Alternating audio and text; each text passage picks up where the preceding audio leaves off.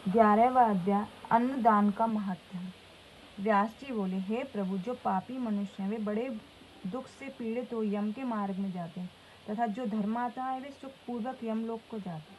अब उन धर्मों को कहिए। सनत कुमार जी बोले, मनुष्य जैसा भी शुभ अशुभ कर्म करता है उसे अवश्य वैसा ही भोगता है। अब मैं सुख देने वाले उन धर्मों को कहता हूँ जो उत्तम कर्म वाले, सुंदर चित्त वाले, दयालु पुरुष हैं। वे सुख से यमलोक में जाते हैं। जो ब्राह्मण को जूता, लकड़ी और पादुका देता है वह घोड़े पर चढ़कर यमलोक को जाता है। सैया के दान करने से मार्ग में सुख पूर्वक जाते हैं, तथा मार्ग में बाग में छाया करने वाले बिना कष्ट से यमलोक में पधारते हैं। पुष्प वाटिका बनाने वाले पुष्पक विमान से जाते हैं। देवता, अग्नि, गुरु, ब्राह्मण तथा माता पिता को पूजन करने वाले मनुष्य इच्छा अनुसार मार्ग से यमपुर को जाते हैं। गुरु की सेवा करने वाले, विश्राम करते हुए गौ का दान करने वाले संपूर्ण कामनाओं से पूर्ण हुए मार्ग से जाते हैं, और वहाँ पर मनुष्य मार्ग में अपने दिव्य अन्न को प्राप्त करते हैं। स्वर्ण तथा रत्नों को दानों से कीलों द्वारा मारा नहीं जाता, और चांदी आदि प्रदान से सुख पूर्वक यमराज के लोक को जाता है। स्वर्ग में सर्वदा अनेक प्रकार के भोगों को प्राप्त करता है। सब दानों से अन्नदान बड़ा कहा गया। हे मनुष्य, अन्नदान के समान दूसरा कोई दान नहीं। भूख के समान कोई दुखी नहीं है, क्षुधा के समान कोई रोगी नहीं है, और अरोग्यता के समान कोई सुख नहीं, तथा क्रोध के समान कोई शत्रु नहीं है। इसी से अन्नदान में बड़ा पुण्य कहा गया है। अन्न का दान देने वाला शास्त्र में प्राणदाता कहा जाता है।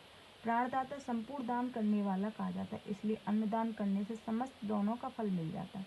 हे मुने, अन्न से यह सारा संसार धारण किया जाता है, और संसार में अन्न ही बलदायक और अन्न ही प्राण प्रतिष्ठित है।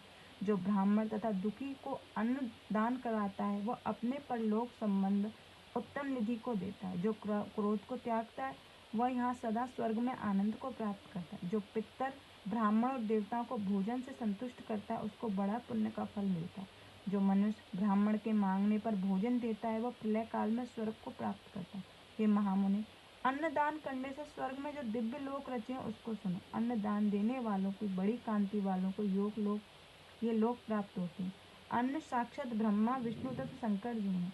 जो मनुष्य संपूर्ण पापों को करके अंत में अन्नदान करता है वह सब पापों को छूटकर स्वर्ग को जाता है। जो मनुष्य अन्नदान के इस इतिहास को पढ़ता है तो दूसरों को सुनाता है वह धनवान हो जाता है। हे महामुनि, जो श्रद्धा से अन्नदान की महिमा को सुनता है, ब्राह्मणों को सुनाता है, वह पितरों के समीप प्राप्त होता है।